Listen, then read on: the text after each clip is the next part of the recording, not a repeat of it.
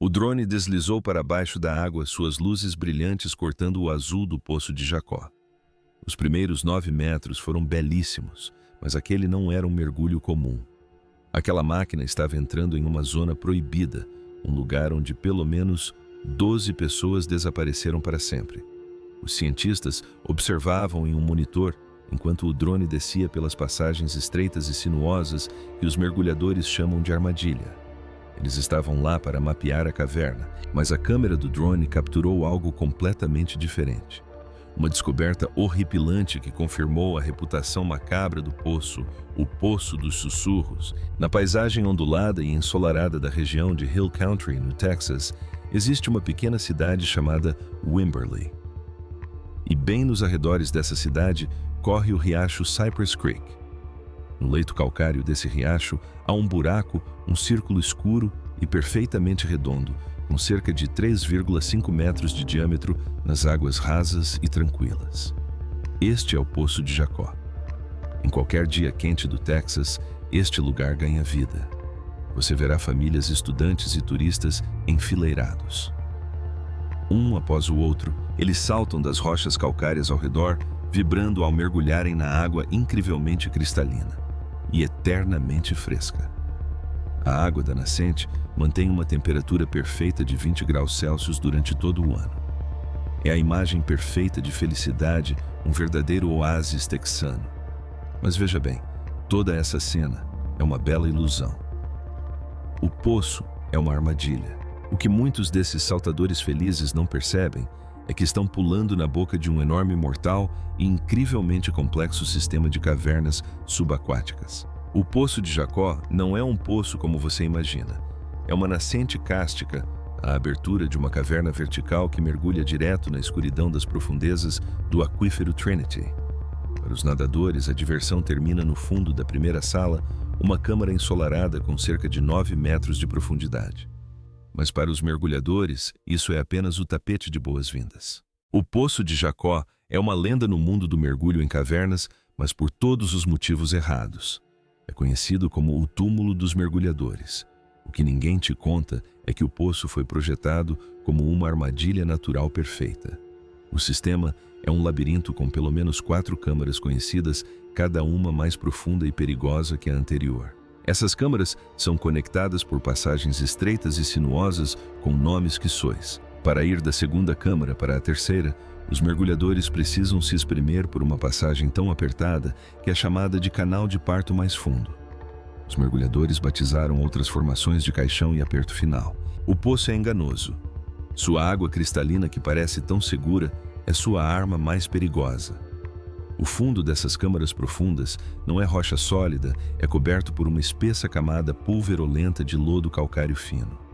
Um único movimento errado, um chute de nadadeira mal executado, pode transformar instantaneamente a água cristalina em uma nuvem opaca e branca leitosa. Isso é chamado de silt, desorientação por lodo. Nessa escuridão total, um mergulhador pode ficar desorientado em segundos. Ele não consegue ver a própria mão diante do rosto, não consegue ver o medidor de profundidade, a bússola ou o parceiro de mergulho. O mais importante é que eles não conseguem encontrar a linha de segurança que leva de volta à superfície, se é que existe alguma. O pânico se instala. Um mergulhador em pânico respira mais rápido, consumindo seu precioso suprimento de ar a uma velocidade assustadora. Eles se perdem, ficam sem ar, e o poço cobra mais uma vítima. Ao longo dos anos, pelo menos, 12 pessoas perderam a vida nessas passagens escuras. Seus corpos muitas vezes ficam presos em profundidades tão grandes ou em passagens tão instáveis que a recuperação é considerada impossível. O poço se torna seu túmulo permanente. Para dizer o mínimo, este lugar é um ímã tanto para a tragédia quanto para o mistério. O fascínio de suas profundezas proibidas é tão forte que os mergulhadores, especialmente os jovens e ambiciosos, simplesmente não conseguem ficar longe. Eles querem ser os que desvendarão seus mistérios, os que irão mais fundo do que qualquer outra pessoa. Esse ciclo de tragédias se tornou tão grave que as autoridades locais, desesperadas para estancar as perdas, tentaram selar o poço definitivamente. Soldaram uma pesada grade de metal, uma malha de vergalhões grossos, sobre a entrada das câmaras mais profundas. Pensaram que isso finalmente encerraria a história. Estavam enganados. A atração do poço, sua promessa silenciosa de um segredo, era irresistível. Impulsionados pela necessidade de explorar, mergulhadores chegavam na calada da noite com alicates de corte reforçados. Eles abriam caminho repetidamente para acessar as passagens proibidas abaixo. O poço simplesmente se recusava a permanecer fechado. Foi aí que a ciência entrou em cena. Veja bem, o poço não é apenas um buraco perigoso, é uma formação geológica vital. É a principal fonte de água para o riacho Cypress. É uma janela aberta e direta para o saúde do aquífero Trinity, uma enorme reserva subterrânea de água que fornece água potável para milhões de pessoas. Os cientistas precisavam entender o que estava acontecendo lá dentro, como esses canais se formaram. Qual era a sua verdadeira profundidade e o que exatamente havia lá embaixo e tornava o lugar tão singularmente perigoso. Mas depois de tanta tragédia, enviar outro ser humano para lá estava fora de cogitação. O risco era simplesmente muito alto. Então, eles recorreram à tecnologia, decidiram enviar uma máquina. O plano era usar um veículo operado remotamente avançado, um drone subaquático, para ir aonde nenhum ser humano poderia retornar em segurança. Essa máquina seria a primeira a explorar e mapear as partes mais profundas e temidas do poço. A equipe de geólogos e cientistas estava entusiasmada. Eles pensavam que estavam prestes a criar o primeiro mapa completo dessa maravilha natural. Não faziam ideia de que estavam prestes a testemunhar um caso arquivado há décadas e que causava arrepios. O que encontraram não foram apenas rochas, mas uma tumba, a descoberta arrepiante da câmera. Numa manhã calma e ensolarada, uma equipe de pesquisadores e geólogos se reuniu à beira do Poço de Jacó. A atmosfera era tensa, não era um mergulho divertido. Uma van branca estava estacionada perto, zumbindo com o som de equipamentos eletrônicos. Suas portas laterais se abriram, revelando uma série de monitores de alta definição. Era o centro de controle. A estrela do show era uma pequena máquina amarela brilhante chamada Explorer. Não era um brinquedo, era um sofisticado RV veículo operado remotamente de nível industrial. Foi construído para suportar pressões esmagadoras, equipado com múltiplas câmeras. 4K potentes luzes frontais e sonar avançado para mapear as paredes na escuridão total. Um grosso cabo de fibra óptica, seu cabo de conexão, serpenteava do drone até a van, pronto para enviar uma transmissão de vídeo ao vivo com nitidez cristalina para os operadores. A missão era simples: implantar o drone, descer até a quarta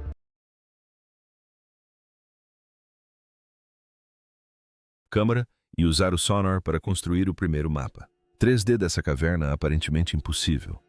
Um técnico baixou cuidadosamente o Explorer na entrada de 3,6 metros de largura do poço. No monitor, a equipe assistiu a tela se encher de azul. Os propulsores do drone entraram em ação e a descida começou. A primeira câmara era belíssima.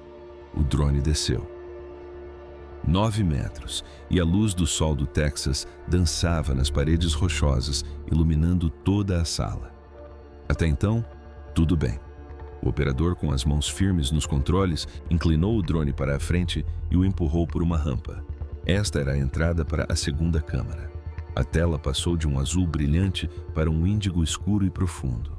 A 24 metros de profundidade, a luz do sol desapareceu. As potentes luzes do drone acenderam, criando um cone branco brilhante na escuridão subterrânea. As paredes eram de calcário liso e pálido, esculpido por milênios de água corrente. Então, o drone chegou ao primeiro grande teste, o canal de parto. Este era o estreito caminho que levava à terceira câmara. O mapa do sonar mostrava que a passagem era estreita, mal dando para o próprio drone passar. O que muitos não perceberam foi o piso. Era uma camada profunda de cascalho solto. O operador teve que ser extremamente cuidadoso. Ele cortou Os propulsores recuaram, guiando suavemente o ROV pela passagem, tentando não levantar o lodo perigoso. Alguns minutos tensos depois, o drone atravessou. Emergiu na terceira câmara, um vazio escuro e amplo. Era como uma sala de espera silenciosa e imóvel. A equipe parou um instante para verificar os sistemas do drone. Tudo estava estável. Agora, um momento crucial. O operador apontou o drone para uma pequena fenda escura na rocha no fundo da câmara. Era ali a entrada para a quarta câmara. O ponto sem volta. O drone avançou pelo túnel estreito. Paredes se fecharam instantaneamente. Era um lugar que nenhum ser humano havia visto em décadas. A passagem era apertada ao chão, um leito instável de rochas e lodo. Conforme o drone avançava, sua luz refletiu repentinamente em algo. Algo que não era rocha. O operador parou o R. Houve um brilho metálico. Ele usou os controles para dar zoom na câmera. A equipe na van ficou em silêncio. Na tela inconfundível, estava uma nadadeira de mergulho saindo de uma pilha de cascalho. Uma sensação fria e terrível tomou conta da van. O operador moveu a câmera lentamente. A poucos metros de distância, outro objeto, um velho cilindro de oxigênio corroído, meio enterrado no lodo. Seu regulador estava incrustado. Em seguida, um pedaço esfarrapado de uma roupa de mergulho preta prendeu-se em uma rocha afiada e então eles viram. As imagens que receberam foram um golpe no estômago. Encaixados em uma fenda parcialmente presa pelo cascalho solto, estavam os restos mortais de um corpo humano. Os cientistas ficaram horrorizados. Aquilo já não era um levantamento geológico. Tinha se transformado numa missão de recuperação realizada por um robô. O drone permaneceu perto dos restos mortais às suas luzes, iluminando o túmulo subaquático silencioso. O equipamento do mergulhador era claramente de outra época. Nos restos esfarrapados da roupa de mergulho, uma pequena etiqueta de identificação desbotada era quase ilegível. O operador ajustou a câmera, esforçando-se para obter uma imagem nítida. Com algum aprimoramento digital feito na van, a letra lentamente se tornou visível. O nome era Kentman. O nome atingiu a equipe como uma onda de choque. Este não era um mergulhador perdido qualquer. Kentman era uma lenda. Sua história foi um dos incidentes mais famosos e trágicos da história de Wells. Ele havia desaparecido exatamente neste local décadas atrás, em 1979. Durante todos esses anos, seus amigos familiares e a comunidade de mergulhadores se perguntaram sobre seus últimos momentos. Agora, um robô os observava. A descoberta foi aterradora, não por ser um corpo, mas pelo que significava. As imagens mostravam como ele estava preso. A passagem era incrivelmente estreita e todo o chão era um leito profundo e instável de cascalho solto. Kent não havia apenas ficado preso. Parecia que a própria caverna o havia soterrado. O cascalho, que podia deslizar e se mover com o menor movimento, despencou prendendo-o no lugar. Mas o drone encontrou algo mais, algo que tornou a descoberta ainda mais perturbadora. Enquanto o R ouvia veículo operado remotamente, girava sua câmera pelo pequeno espaço escuro, suas luzes iluminaram outro conjunto de cilindros de mergulho e outra nadadeira. Kent Maupin não estava sozinho. A equipe Neven percebeu a terrível verdade. O drone estava em uma vala comum, um lugar que guardava os segredos de vários exploradores desaparecidos. As imagens eram arrepiantes, mostravam o quão implacável era aquele lugar. O aperto final não era apenas um espaço apertado. Era uma armadilha mortal ativa feita de rochas instáveis. Essas imagens foram a primeira vez que alguém viu a realidade da quarta câmara. Antes disso, eram apenas histórias, diagramas desenhados pelos poucos que sobreviveram. Agora, eles tinham provas em alta definição. O poço não era apenas um labirinto, era um predador. Quem era Kent Maupin e por ele desceu até lá? Quando o poço levou Kent para entender o que aquele drone encontrou, é preciso voltar no tempo. Voltar a 9 de setembro de 1979. O mundo era um lugar diferente. A cultura do mergulho em cavernas era, para dizer o mínimo, o Velho Oeste. Era uma nova fronteira repleta de exploradores corajosos quase imprudentes. Eles eram movidos por uma forte necessidade de serem os primeiros a chegar às profundezas e ver o que ninguém jamais vira. E o Poço de Jacó era um de seus maiores prêmios. Kent Maupin era um desses homens. Ele era jovem, era um mergulhador experiente e, segundo todos os relatos, destemido. Ele era obcecado pelo Poço de Jacó. Já havia mergulhado lá muitas vezes, mas como tantos outros estava hipnotizado pela lenda da quarta câmara. Era a última fronteira do poço, um lugar que muitos tentaram alcançar, mas poucos viram. Naquela noite fatídica, Kent e seu amigo Mark Brasher decidiram que seriam eles a conquistá-la. Mark era um estudante universitário do Saninto College, ansioso e aventureiro, e admirava o mais experiente Kent. Eles não estavam sozinhos. Eles faziam parte de um grupo maior de 8 mergulhadores de Pasadena acampados perto do poço. O ar estava carregado de excitação, aquele tipo de energia nervosa que precede uma missão grande e perigosa. Ao cair da noite, Kent, Mark e alguns outros se equiparam. Eles conheciam os riscos. O poço já havia ceifado vidas, mas o fascínio do desconhecido, o chamado das sereias das profundezas, era mais forte do que o medo. O objetivo deles era, claro, chegar à quarta câmara. O que muitos ignoraram, porém, foi o preparo, ou melhor, a falta dele. Eles não levaram lanternas extras, não tinham cordas de segurança, não instalaram uma linha guia na caverna, o equipamento de segurança mais importante que indica a saída.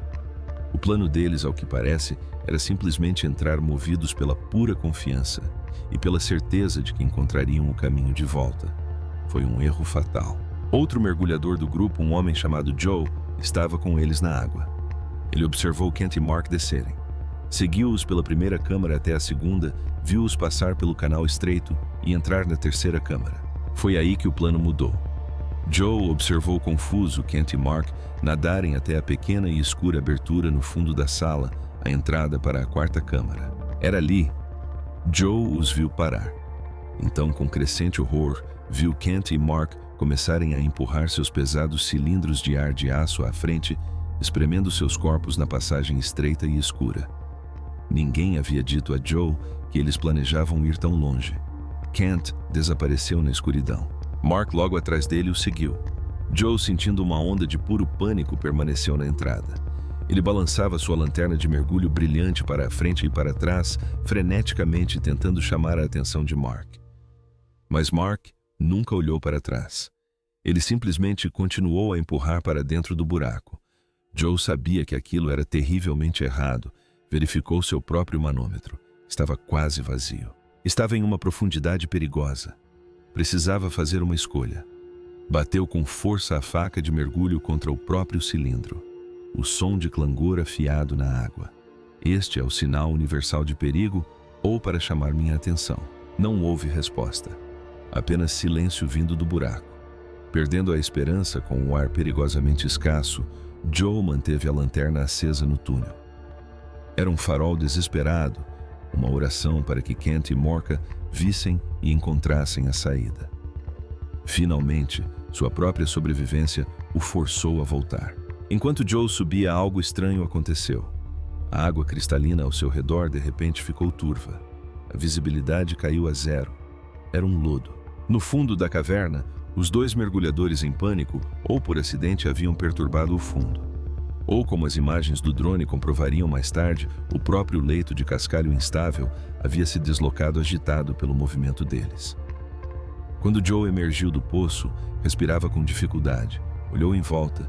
Estava sozinho. Seu coração disparou. Ele gritou por socorro, sabendo lá no fundo que Kent e Mark tinham partido. O poço os havia engolido.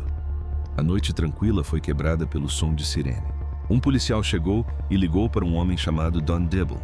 Dibble era dono de uma loja de mergulho local e um ex-mergulhador da Marinha altamente treinado. Ele era simplesmente o melhor socorrista de águas profundas do estado, mesmo que as chances de encontrá-los vivos fossem quase nulas. Down, seu parceiro Paul Battaglia e outros 2 voluntários da equipe de resgate não hesitaram, pegaram seus equipamentos e correram para o local. Ao chegarem, encontraram os outros mergulhadores do grupo abalados e exaustos. Um deles disse que tentara entrar brevemente na passagem e achou ter visto algo que parecia corpos já parcialmente cobertos por um deslizamento recente de cascalho dentro da caverna. Don Dibble, o experiente socorrista, caminhou até a borda do poço, olhou para a boca escura e escancarada da água. Era noite e o buraco parecia a entrada para outro mundo. Ele tomou a difícil decisão profissional. Estava escuro demais, lamacento demais e perigoso demais para enviar uma equipe imediatamente. Eles esperariam o amanhecer. A equipe estava preparada para o resgate. Mal sabiam que estavam prestes a enfrentar o próprio inferno. O poço ainda não havia terminado de fazer vítimas. Uma sepultura no cascalho. Na manhã seguinte, o ar no poço de Jacob estava carregado de uma determinação sombria. A equipe de resgate liderada por Don Debble estava pronta. Eles sabiam que o poço era perigoso. O plano não era apenas encontrar Kenta e Mark, mas trazê-los para casa. Às 10 da manhã, a equipe chegou. Os primeiros mergulhadores desceram. Eles carregavam pequenas pás de jardim. Eles chegaram à passagem estreita que levava à quarta câmara e viram exatamente o que o drone veria décadas depois. Uma parede de cascalho solto e instável. Eles começaram a tentar mover o cascalho um punhado de cada vez para abrir caminho.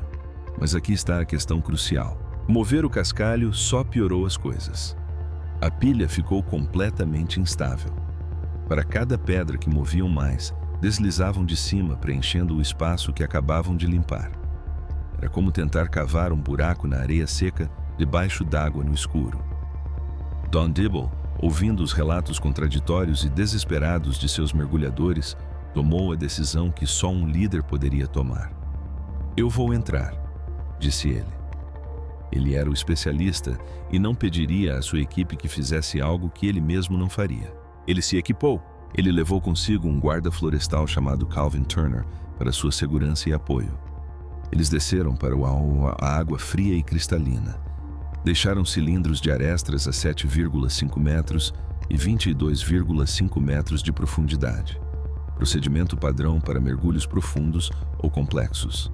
Instalaram seus cabos de segurança no interior da caverna. Na entrada da passagem fatal, Don Debble parou, verificou seu manômetro. 1.100 libras por polegada quadrada.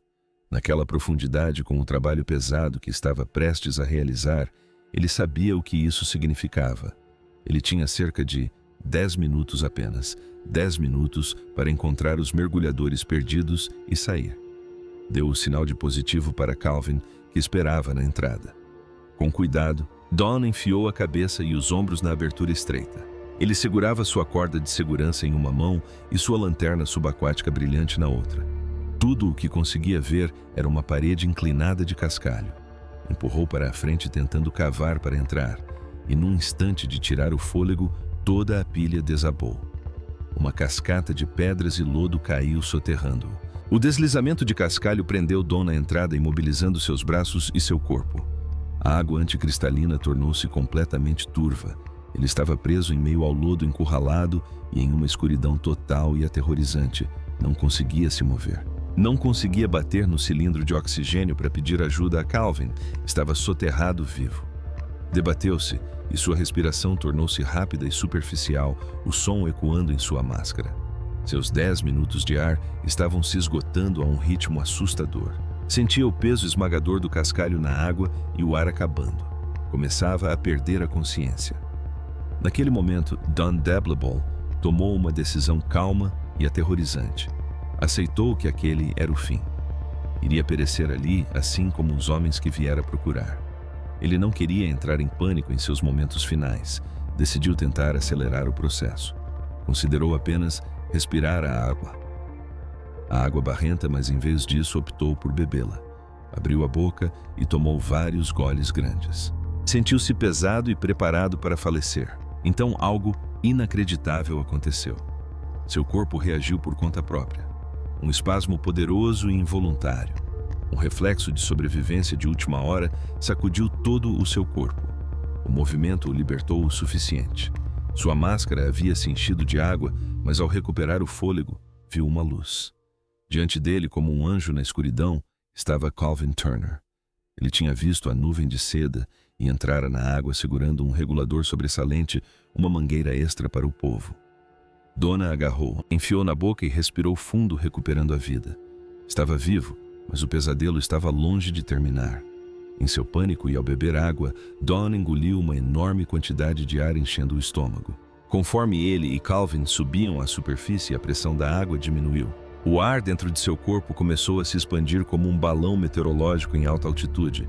Ele tentou deixar o ar sair, mas não conseguiu.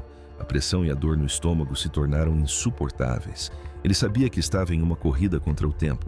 Se subisse muito devagar, a expansão do ar poderia causar uma embolia, uma condição fatal.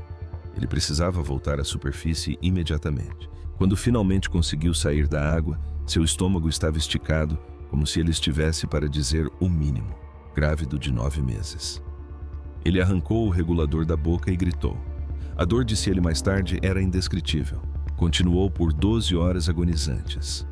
Ele foi levado às pressas para o centro médico do exército Brooke.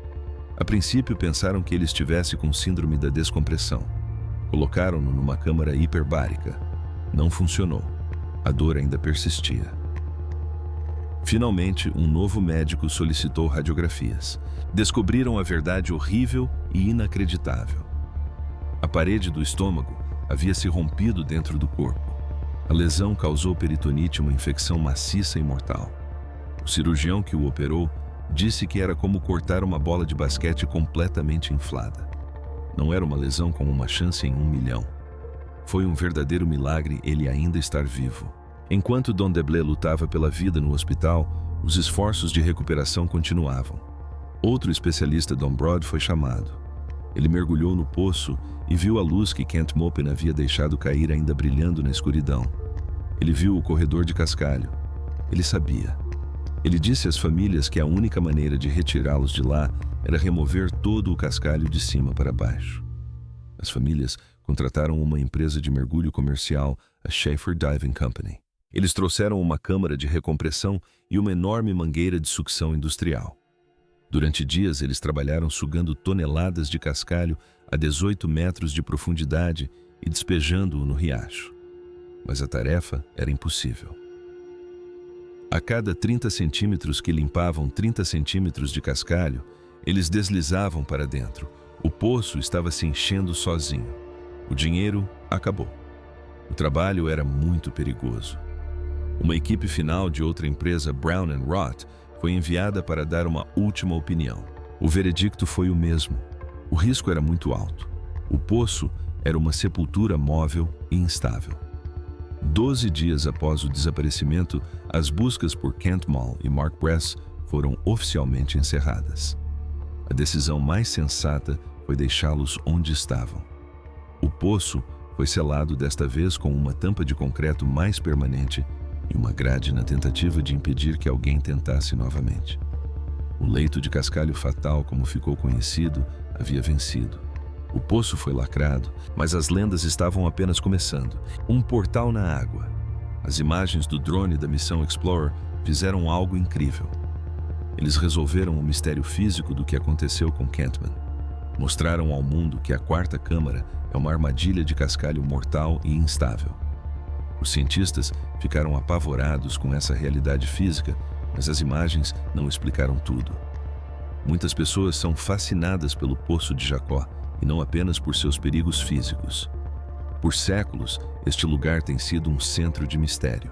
Ele possui uma aura, uma energia, e as imagens do drone em seu passeio silencioso e arrepiante pelo poço só alimentaram as teorias mirabolantes que circulam sobre este lugar há décadas. E se o poço não for apenas uma caverna, e se for algo mais? Primeiro, a lenda mais antiga de todas, o Poço Sem Fundo. Por mais de 100 anos, os moradores locais afirmaram que o poço não tinha fundo. Diziam que ele descia direto para o centro da Terra. Agora, a missão do drone pareceu desmentir isso. Mapeou as câmaras. Mas aqui está o ponto. O drone mapeou apenas as passagens conhecidas. O sistema é como uma colmeia. E se a quarta câmera não for o fim, mas apenas um filtro, e se houver passagens além dela que levam a um abismo nunca antes visto, há também a teoria de que o poço está vivo. Essa é uma das mais populares. Embora as lendas específicas tenham se perdido no tempo, sabemos que o Poço de Jacó era um local sagrado de encontro para as tribos nativas americanas. Era uma fonte de vida. Muitas pessoas hoje acreditam que essa sacralidade lhe confere uma energia poderosa e perigosa. Dizem que o poço tem uma voz, um zumbido de baixa frequência e às vezes se sente mais do que se ouve. Afirmam que o poço atrai mergulhadores.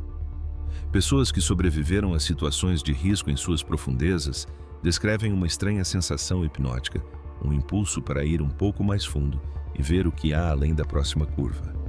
Dizem que os deslizamentos de sedimentos nos leitos de cascalho, como aquele que prendeu Don Debble, não parecem aleatórios. Parecem intencionais, como se o próprio poço estivesse protegendo seus segredos, aprisionando ativamente aqueles que vão longe demais. Isso nos leva à próxima teoria, a criatura. E se não for um deslizamento de sedimentos que causam o pânico? E se as sombras vistas na água as mencionadas naquele primeiro relato com drone não forem apenas sombras? O Carroll Trinity é um enorme oceano subterrâneo antigo. É quase totalmente inexplorado. E se algo vivesse nesse sistema, uma forma de vida desconhecida, um monstro das cavernas do Texas, adaptado à escuridão total e à pressão esmagadora. Um predador que considera o poço seu território. Parece loucura, até você se lembrar que tubarões-duende e lulas gigantes vivem em nossos oceanos profundos.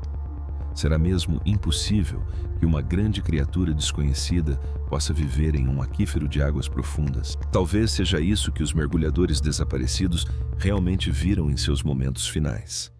A partir daí, as teorias ficam ainda mais mirabolantes. Alguns afirmam que o poço é um vórtice ou um portal interdimensional.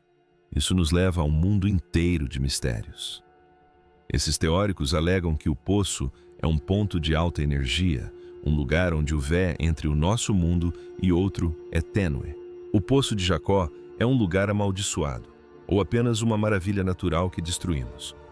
Deixe sua opinião nos comentários e não se esqueça de curtir e se inscrever para mais mistérios.